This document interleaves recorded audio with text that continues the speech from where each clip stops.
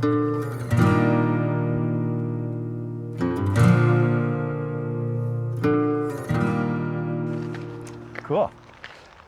I'm here with Saqib Rizvi. We're in Pacific Spirit Regional Park. Beautiful park. Hello. Have you been here before? No, this is my first time here. Yeah, okay, cool. But you live in Vancouver. Do you live very close by? I live in Metrotown, Burnaby. Metrotown, okay. Yeah. Cool. I used to live in West Vancouver before. Yeah. And it was nicer, it was more in nature. Yeah. But somehow I also like the comforts of like the city life in Yeah. Metrotown, Burnaby. Yeah.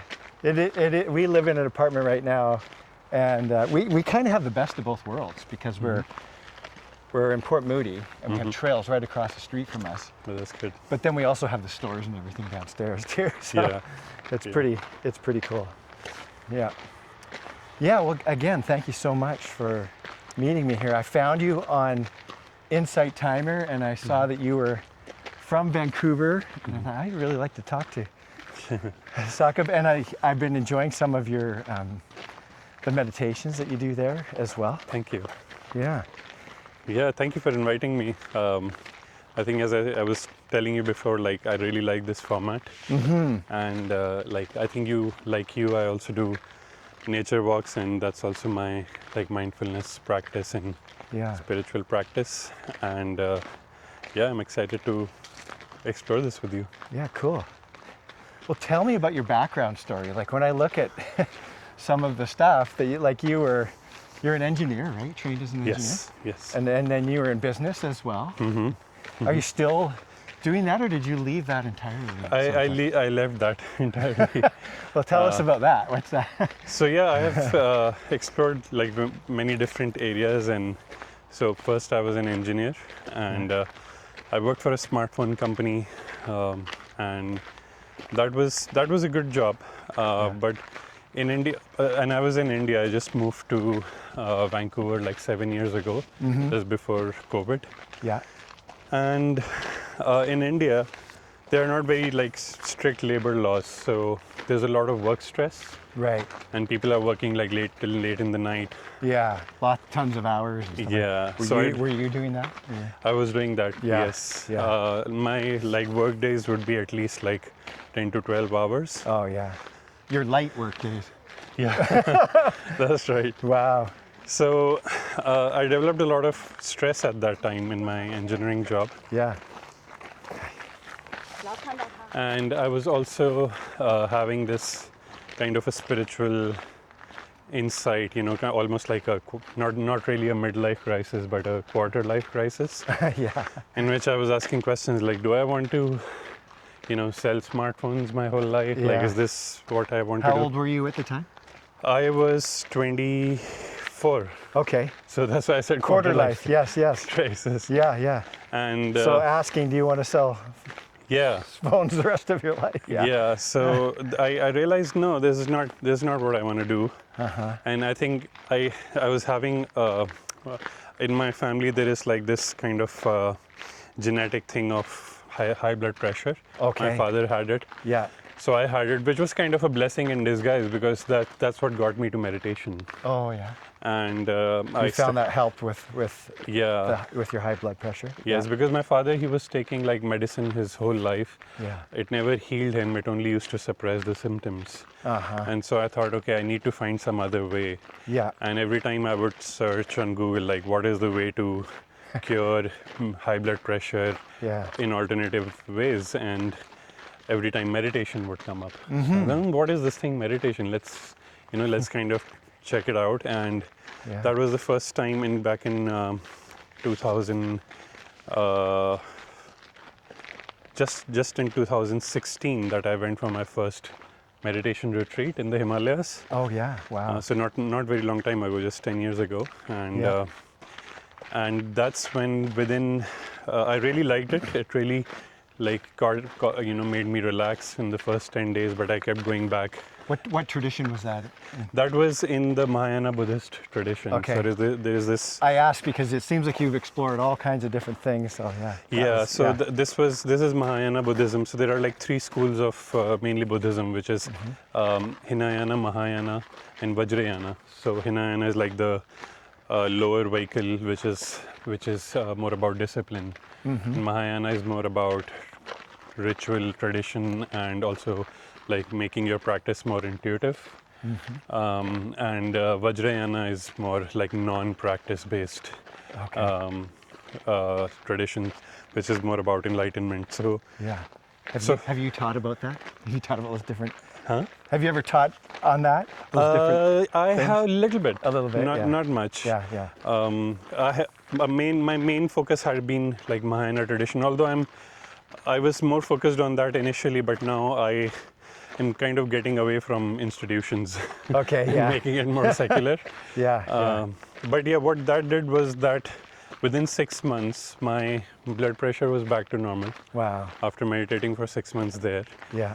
And So did you go and you were just there and I for used to, 6 yeah. months? Period? I used to go like almost every weekend, Okay, on the weekends. and then I would take like off from my work for like long duration, and then for like 15 days, and I would go and meditate for 15 days. Oh, yeah. So for a period of 2 years, this kept happening, Wow. where I would keep going back and forth, and Yeah. within 6 months, my blood pressure was back to normal, and that's when I was like, I really like this. And I was also having these, deep spiritual experiences. Yeah. And that's when I decided I want to quit my job. Yeah. So I thought that in India, because back then there was, meditation was not related to your work. Meditation was something you did as a spiritual practice. There was no Yeah. industry in meditation or, Right. business in meditation. So I started another business in retail, and that business did quite well actually. And I thought, okay, at least I'm not doing a job. I'm having my own work. Let's explore this Yeah. trail. It might be a little quieter. Yeah. And so that business did quite well, but still I was like, do I want to again sell stuff my whole life? No, I don't want to do that. Yeah. So that's when I decided, okay, I don't know where this will go, but I'm going to make meditation my career, Wow. and I will immerse myself into it. So I kind of sold my shares in that company, and Yeah. then I decided to just go on this quest, and since then I've been on this quest. Wow. Keep going. It's a fascinating story. So yes, How did you transition and get, become a teacher and get over, yeah. move to North America? Yeah, so I was actually facing a lot of resistance while I was practicing meditation at home, because I come from an Islamic background, Oh, okay. and my father is a Orthodox Muslim, Okay. and he was not happy with it. That Yeah. what am I doing? Because It's an entirely different yes, religious philosophy or practice or yeah, tradition. and because in India meditation is more associated with the Hindu religion or the Buddhist religion. Right. So he was like, "Oh, are you, turning into a Hindu? Are you turning into a Buddhist?" Yeah. And I was like, "No, like I don't follow any particular ideology. I just like meditation." Yeah. And he was quite against it. So it caused some friction, and I realized that I'm not able to like meditate, in peace at home, because in India, like it's usual to live with your parents. Living with your family. Yeah. It's just like that's the norm. Yeah. So I was living with my parents. So I knew that I have to either move out or I have to move away entirely. And then also I was working I decided when I left my business, I started working at a non-profit in meditation. It Okay. was an Osho center. It's called Zorba the Buddha. Okay. Yeah, I saw that in your Yeah. write-up. Yeah. So that was an Osho meditation center, and Osho, just for our listeners, he's someone he's still alive, right? Isn't he? no, he died in 1991. Oh, 91. I just saw a video of him. So, and it looked quite new. but- Yeah. They are kind of remastering those videos. Yeah. Okay. So yeah. But yeah, he was Osho was he was like a spiritual, quote unquote guru. Yeah.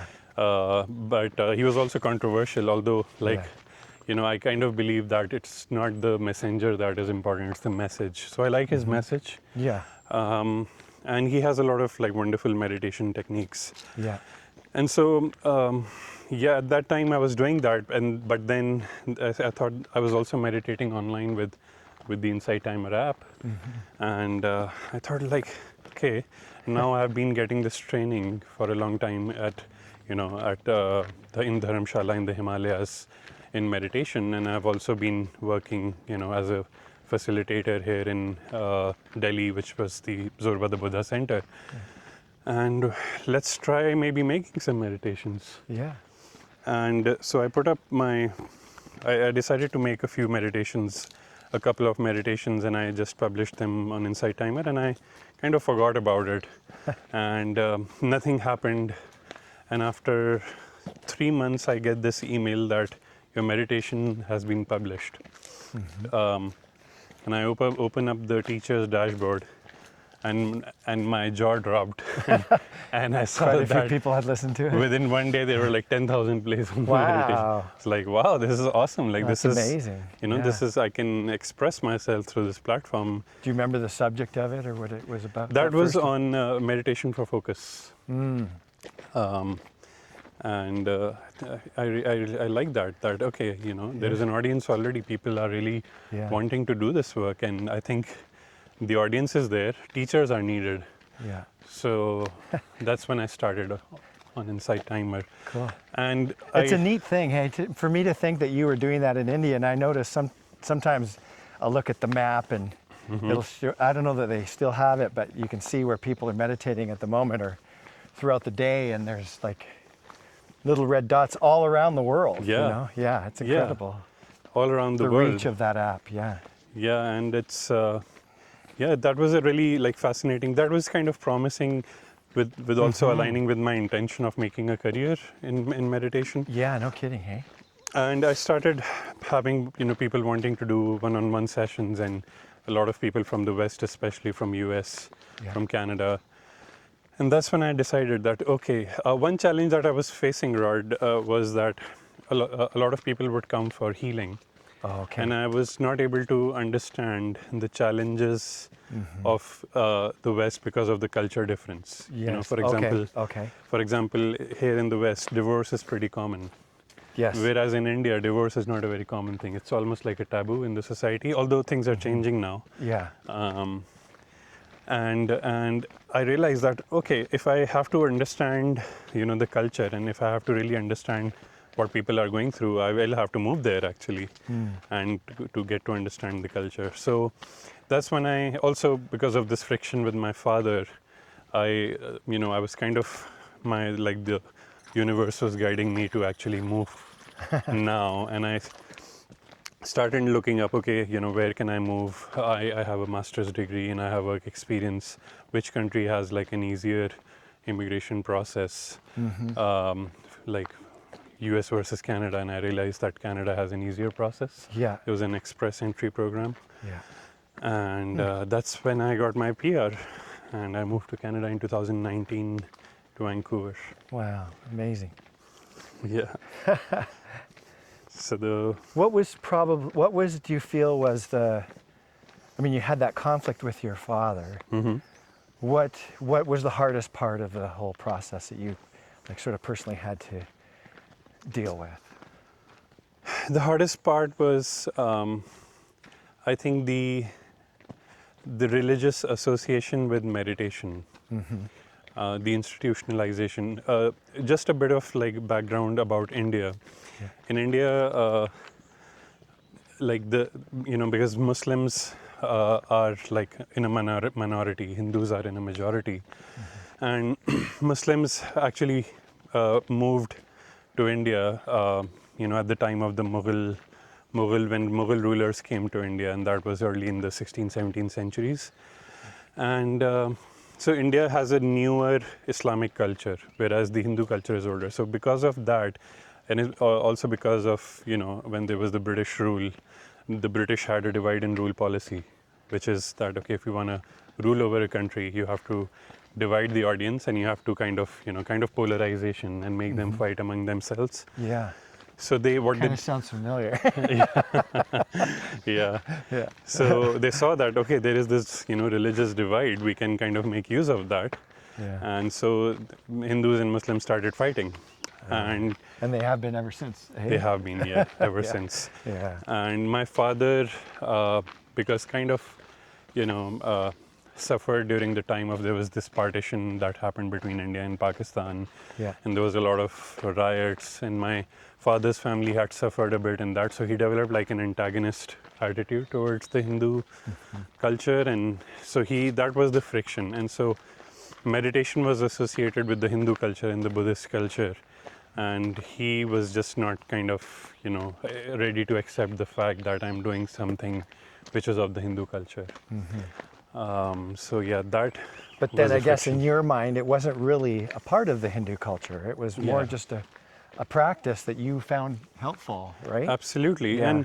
and Almost more in a mental health sort of way. yeah, Yeah. and physical. yes, Yeah. absolutely, Yeah. and also like it was more Buddhist, I would say, than it was Hindu, because I was more kind of connecting to the Buddha's practices. Yeah. And also, as I researched further, I realized that meditation is not only like Hindu or Buddhist. Like meditation has been a part of every, Sure. religious tradition, Sure. be it Christianity, be it Judaism, be it Yeah. even Islam. Another way to say it too would be there's mystical parts of all Yeah. the different religious traditions, right? So Yeah. it kind of aligns a little bit in that way as Yeah, well. absolutely. Yeah. So even Islamic tradition, for example, like the mystical arm of the Islamic tradition is called Sufism. And in Sufism, the Sufis used to meditate. There are different Sufi practices in which they would actually go into deep contemplation and connection with the divine, and they were actually meditating. And so I told that to my father about the Sufi tradition. But I think because of that just bias against, the Hindus, he just couldn't understand that. Yeah. So I realized that I need my space and Yeah. peace for meditating. And so it sounds like your peace and meditation and having some separation was really important to you. And have you found that? Has it helped? Very much so. Yeah. Very much so, because in India, there is, again, although like this is a part of, this is a universal thing, but especially in India, you are very much, your mindset is a very much collective mindset, which has its benefit, because you are part of the culture and you are doing things as per the culture. And so in India, usually the elder son of the family is supposed to take care of the whole family financially, for example. And then the normal things to do is to like get married, have children, have a job, have a business. And these are like the traditional cultural Indian things. And Can I ask you a dumb question? yeah, sure. And maybe this is the Hindu tradition, but do they have prearranged marriages in your? Yeah, absolutely. Absolutely. Okay. Absolutely, yeah. So yeah, in that way, Hindu and Muslim cultures align quite well. So Yeah. So yeah, and I, when I came to Canada, I think the first thing I realized that a lot of my thinking is based in the cultural conditioning. And I have to really figure out like who am I and what do I want. Oh, I see. And I bet the separation has really helped. Yeah. So that kind of led to like this deconditioning of the mindset that these are the steps you go through in life, and this is what you have to do. These are your roles and responsibilities. And I started questioning that. So my rebel archetype, was activated, and I started questioning everything. And that's when I realized that, okay, this is what the tradition says, but is that the kind of life which I want? And that led me to starting to craft my own way of living. Yeah. So that was one aspect of it. The other aspect was that a lot of healing happened, because I realized that I was carrying childhood trauma, which was unaddressed. Yes. And I had to basically look into that, and I had to heal through that to really see and to become self-aware. So I started doing a lot of shadow work, which is also part of the work that I offer now. Yeah, you've done some things. Again, we keep talking about Insight Timer. But Yeah. You've done some sessions on that. I haven't listened, but it's interesting to me. Yeah. Yeah, so I started doing a lot of that shadow work, and Carl Jung became like a very integral part of my life, Carl Jung's work. Yeah. And that led to a lot of healing, I would say, in the past. So it has been 7 years since I moved to Canada. A lot of healing happened, especially in the first 3 years. And were you exploring that on your own, or did you go to a therapist, or how did you? I was exploring that on my own. Yeah. I had therapy back in India when I was working in the Osho Center. Yes. Okay. Because there we, as employees, we had like 50% discount on everything. So we used to have That was your medical sort of, hey? Yeah. So we used to visit, like the therapists used to visit, the Osho centers, because Osho's work is also very much related to psychology, especially Osho catharsis and, his basically meditations that help you heal.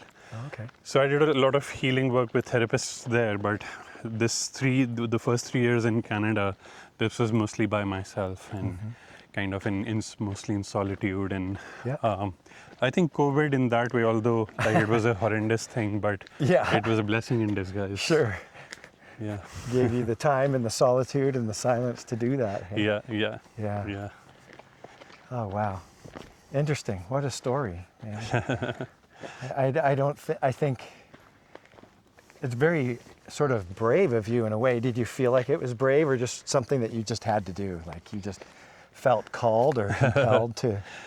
Yeah, it was, I just felt like this, as if like this voice that is guiding me to do all these things, like an intuition, which had been very strong since my childhood, almost like, kind of guiding me to do things. And at some point of time, this intuition, for example, became very strong about religion, that, you have to question religion. And I started questioning religion and then questioning everything. Yeah. And this voice, I still follow this voice, to kind of just guide myself, this intuition. So I think Carl Jung also has like these different personality types and, thinking type, feeling type, intuitive type. So I think I'm more of the intuitive type. I kind of just go with the flow and allow. I can relate to that too. Yeah, you too? Sure. I think so. Yeah. Do you feel you are? Yeah. Okay. Yeah. So if you don't mind me asking, like, what has been your meditation journey? And yeah, I started out. So I grew up an evangelical Christian, but was always really attracted to prayer and learning about prayer and all that sort of stuff. And I came across a book on centering prayer by Father Thomas Keating, who's since passed away. And that was sort of the gateway for me. And there's also an author named Henry Nouwen, who was also a Catholic priest, also since passed away. But his, he was writing on contemplation. And then I feel like everything I've read for the last 25, 30 years has been on contemplation and stuff like that. And then to bring up Insight Timer again, I think Insight Timer helped me open to a whole new world. And, I think at least the Christian tradition that I came from really like demonized all that kind of stuff, and just, it was very taboo to meditate or do any of those kinds of things. But I also found it to be really helpful, and that's almost my criteria now. Like, is it helpful? Does it make a difference in your life? And I just find the tools to be so helpful. And so you mentioned contemplation. What is contemplation? So I think contemplation and meditation are very closely associated to one another. contemplation, you might do do things more like, there's things like Lectio Divina, where you would take a passage of scripture from the Bible and like read it 3 times and just ask different questions of it along the way. And, and be open to like a word or a phrase that really speaks to you. Ask yourself how this applies to your life, right now at the time. And then be open to an invitation. So, and in this case, it's God, right? Yeah. Be open and ask God for an invitation to something. The centering prayer was choosing a sacred word and returning to it. Okay. And Like a mantra. almost, yeah. Okay. Almost, yeah. You say the word and then drop, return to your center, return to peace, return to stillness. Yeah. And do that gently. I always like to reinforce that. So, and I did that for a long time, quite regularly. And it sounds like you kind of,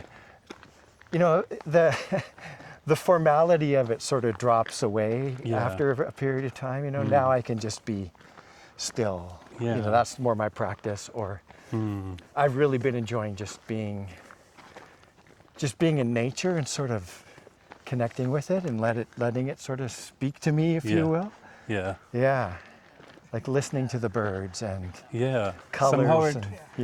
somehow it kind of enhances your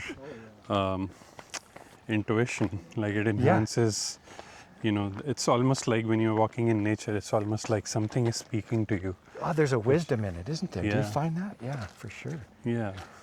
I'm glad let's transition to nature. So we were talking a little bit about nature there, and you mentioned when we started the walk that being in nature is one of the things you do or part of your spiritual practice as well. Yeah. What was nature like for you as a child? Did you make any significant connections? Like what was it like back in India? It was hot. And well, I'm from like the capital city of India, New Delhi. Okay. And have you been to India? I haven't been. No. Okay, so if you go to New Delhi, unfortunately, there is almost no nature there Oh yeah. in New Delhi. So my childhood experiences and growing up has been in this city life, which almost, I would say, although there are parts of Delhi which have green cover, but almost, I would say, disconnected with nature. And that was actually one of the reasons which kind of gave me this drive, this desire to be more in nature. And I would find myself usually when I was even living in Delhi, regularly going to the mountains and to the Himalayas, or going to Goa, which is like a coastal town in southern India. You just feel kind of drawn there too and compelled to. Oh yeah, get out. absolutely. Yeah. Because I would realize that the quality of my contemplation or reflection or thinking would improve significantly when I would go to the mountains or if I would go to the water. Interesting. There's a reason why all those monasteries are up in the Himalayas, right? Yeah. Absolutely. Yeah. And so I would go find myself regularly just leaving the city, taking my car, driving to the mountains or flying to the south. And I just found this natural tendency, this desire to connect back to nature. And that's I think that's what, cities where you find less of nature, they kind of almost suck your life force in some way. You don't feel connected to that life force the way you feel connected to your life force in nature, Totally. Yeah. I know. That's sort of my soapbox. I just feel like we've lost that connection, and because of that, we've lost so much. Yeah. Because it's, and to me, it's no wonder that we don't necessarily care about the environment, because we've lost the connection to this. And if you spend time out here and go to certain places on a regular basis, you're just going to naturally care for it more. Yeah, absolutely. And it's not about I'll just say one more thing about that. Yeah. I'm on my soapbox now. It's not about, I mean, it is, fossil fuels and all that kind of stuff. It's just like, it just makes, when you're out here, it just makes sense. Of course, we're going to care for it and be gentle with it. You can sense the fragility of it and all the rest. Anyways, I'll get off my soapbox now. You're going to say something, sorry. No, I was kind of agreeing with what you're saying, and I was just saying that it's so when you are in nature, you because that's what our nature is, right? We are nature come from too, nature. exactly. Yeah. This is more natural to us versus creating, although like that has its own value. As I said, like I live in Metrotown Burnaby, which is like more like city life. Yeah. But what we do is that is artificial. That is to live. It's not natural to live in, apartments or to live in, or to work in closed spaces. It's more natural for us to be here, out here. Yeah. How, if you don't mind me asking, to you, like, I think for you it would have been, were you born here? And I was, yeah. So you must have been connected to nature since my birth? front yard was a lot like this when growing up. Okay. My dad, we moved out here from Alberta, and we moved onto 2 acres. And my dad was, because there was no trees in Calgary where we lived, my dad was bound and determined to keep as many trees as he could, and he did, which was great. So we had wonderful cedars just like this in our front yard and stuff like that. Yeah, it was really cool. So I made that connection as a kid for sure. Yeah, I think that how do you feel it kind of shaped you in any way, or shaped your life in any way, or do you feel it contributed to your awakening, so to say, in some way? Yeah. Good question. I mean, I look back on experiences, and I want to ask you this next too. I can think of all sorts of different experiences, but one that really stands out is I was cross-country skiing with some friends. I took this outdoor education class when I was 16, and it was just awesome. Like, they took us cross-country skiing. We did the West Coast Trail and hiking. Anyways, there was a full moon, and we were up at the top this mountain called Diamond Head, and a few of us decided to go out and ski around. And so we're out there, and you know how snow kind of just increases the silence, like just buffers it, makes it even more silent. It was really silent and quiet. The sky was clear, and off in the distance, I saw an avalanche. Oh, wow. And I just thought, there has to be a God, and it wasn't like, it was just a connect. It wasn't like that's not a theological statement. Yeah. It was just more, there's something more going on here than meets the eyes. You were kind of like awed by the majestic aspect of nature. Exactly. Yeah. Beautiful mountains around. And then just lately, for the last 7 years or so ago, I just decided, I was working out in the gym and it was raining all the time, and I just decided I'm going to walk no matter what. And so I'll go every day, take an umbrella. Yeah. And I could go on and on about that, but So that active imagination has been my practice to just kind of allow the visions to come up from the unconscious. And that has led to really profound experiences. Somehow I feel that being near water, it makes it much easier to, to relax, to calm down, and to just let the unconscious speak to you. So in those I have had really profound, you would say, spiritual experiences, or what people call as out-of-body experiences, or kind of really connecting to the deep wisdom within yourself. So that is something I try to do every day, because I find it really beneficial. Yeah.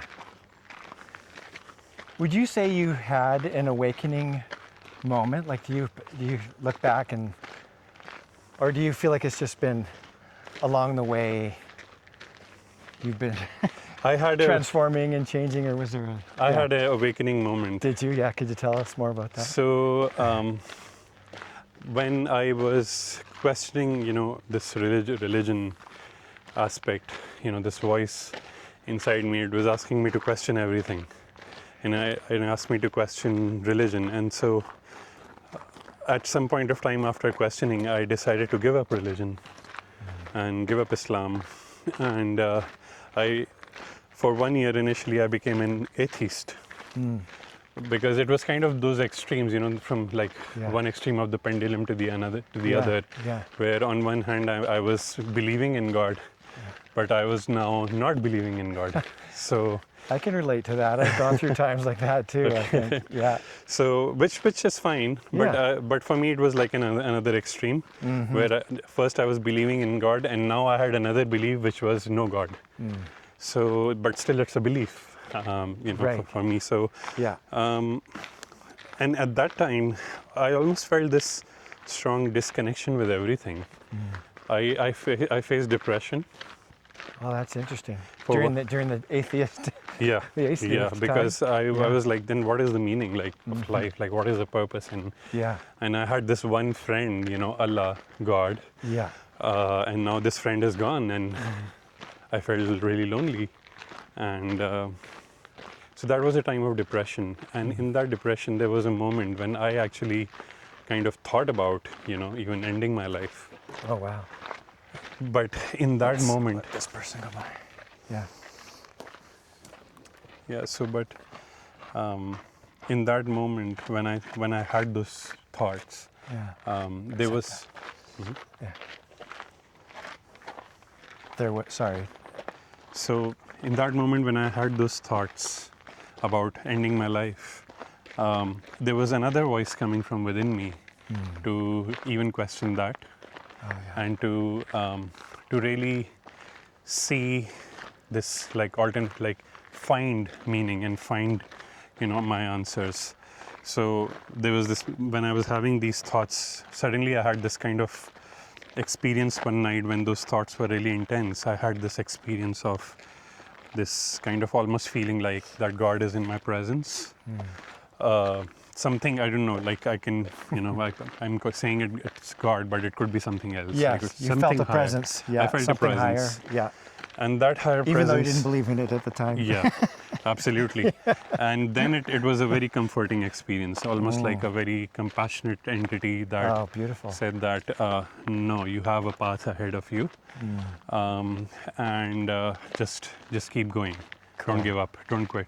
Wow. So that's what actually led to me going further into, and I come from a science background, so initially I was exploring cosmology, which was more, atheistic cosmology. I was reading, Stephen Hawking, Richard Dawkins, Michio Kaku, all those authors, Neil deGrasse Tyson. Yeah. But then I delved into quantum physics. And there was this one book that I read by Robert Lanza, it's called Biocentrism, that was talking about, consciousness being, but the idea of biocentrism is that consciousness is fundamental, not matter. Not matter? Yeah. Okay. So the usual idea in mainstream science is that that basically consciousness is the epiphenomenon of brain function. That brain gives rise to consciousness.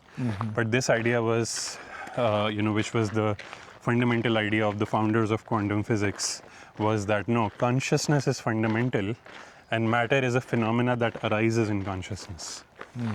So that actually made me interested in meditation, because I was, okay, if consciousness is fundamental, then I really need to understand what consciousness is, and only the way to understand consciousness is by understanding the mind, and the way to understand the mind is through meditation.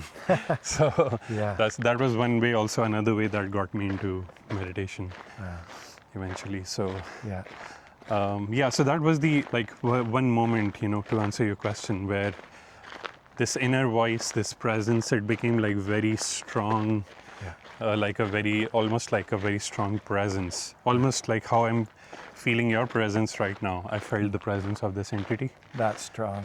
That's So that was powerful. the awakening moment for me. Yeah, cool. What would you say is sort of your learning edge, or what are you exploring these days? I'm going deep into the practice that I mentioned, active imagination by Carl Jung. Active imagination, I'm actually finding it is, one of the lost practices of humanity. Oh yeah. Because, what you said about even contemplation, even if you talk about like Christian mystics or Sufi mystics or, different mystics of different traditions, or, people who were practicing Greek mythology or Hindu mythology, they were entering this quote unquote imaginal realm where they would encounter deities, where they would encounter gods, goddesses. Christian mystics would experience the connection with Jesus or with God, and then Sufi mystics would feel this connection with higher entities, jinn or Allah, or Hindus would feel this connection with Hindu gods and goddesses, and similarly for Greeks. So this was a regular practice that these ancient civilizations used to do, where they would actually connect with a realm that was an imaginal realm, and through this realm they would talk to these different entities. So this active imagination is kind of a way to get back to that, and to, Carl Jung would say that these are archetypes, in the unconscious, and these are like different parts of our own experience, or of our own selves, that we have lost touch with. And through active imagination, we kind of get in touch with those parts or those archetypes. And that leads to, when we connect with them, that leads to an integration with them, and that leads to more wholeness.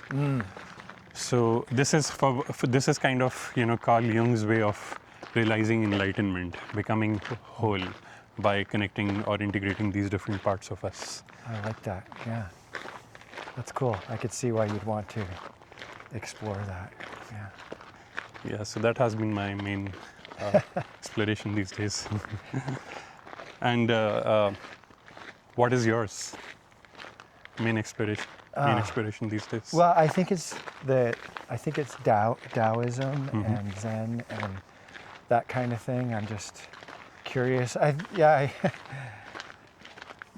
think that's the thing. I never had a copy of the Tao Te Ching, so I have that now. And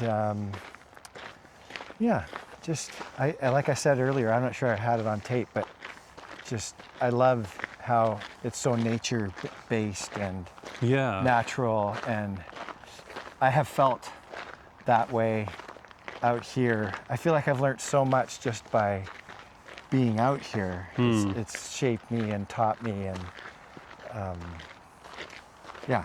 anyways, that's kind of my learning. And it was only a couple months ago where I went, doing what we're doing right now, this, at least currently, I know it can change, but this is my spiritual practice. What we're doing right now, or those walks in the morning, or whatever, just going out and being open, and absolutely listening to bird song, and stopping once in a while, and why does that catch my attention, and stuff like that. But I like your questions too. I'll have to give that a try. It's good. And you're right, nature knows the way. Like, if we don't do anything, any of the practices, if we just be in present, just be present in nature, I think nature has a way to heal ourselves, to heal us, and to transform us. We don't have to do anything then. And you'd appreciate this too, and I think you know this, I'm sure.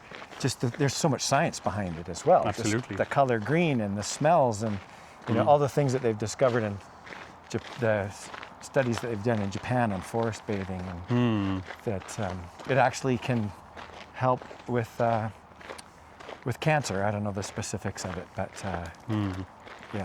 But definitely. Cancer prevention, I think it does something in our systems that helps prevent cancer. So. Yeah. Well, we're almost at the road here, so Thank you. It's been great to Yeah, my pleasure. meet you and talk to I you. love this. I think, Good. Maybe we'll have to do it again. I feel like we could have talked a lot longer. So yeah, and I feel this is how podcasts should be, like, in nature. yeah. And yeah, I love this. Thank you for inviting me.